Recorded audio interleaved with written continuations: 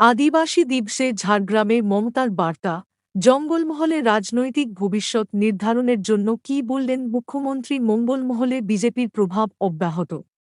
তবে সম্প্রতি ঝাড়গ্রামে তৃণমূলের জয় সত্ত্বেও বাঁকুড়া ও পুরুলিয়া এখনও বিজেপির হাতে। লোকসভা নির্বাচনের পর এই প্রথমবার ঝাড়গ্রাম সফরে এলেন মুখ্যমন্ত্রী মমতা বন্দ্যোপাধ্যায়। আজ শুক্রবার আদিবাসী দিবস উপলক্ষে মমতার বক্তৃতা ও বার্তা নিয়ে রাজনৈতিক মহলে ব্যাপক আগ্রহ। ২০১৪ সাল থেকে জঙ্গলমহলে বিজেপির ভোটের গ্রাফ বৃদ্ধি পেতে শুরু করে এবং ২০১৯ সালে তৃণমূল এখান থেকে কার্যত পিছিয়ে যায়। তবে ২০২৪ সালের লোকসভা নির্বাচনে ঝাড়গ্রাম ফিরে আসে তৃণমূলের দখলে।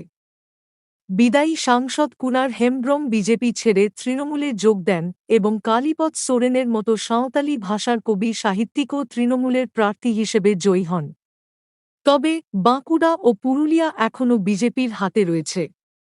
আদিবাসী দিবসে মমতার ভাষণ ও বার্তা জঙ্গলমহলে তৃণমূলের ভবিষ্যৎ নির্ধারণে গুরুত্বপূর্ণ ভূমিকা রাখতে পারে। রাজনৈতিক মহল আজ সেদিকেই তাকিয়ে রয়েছে।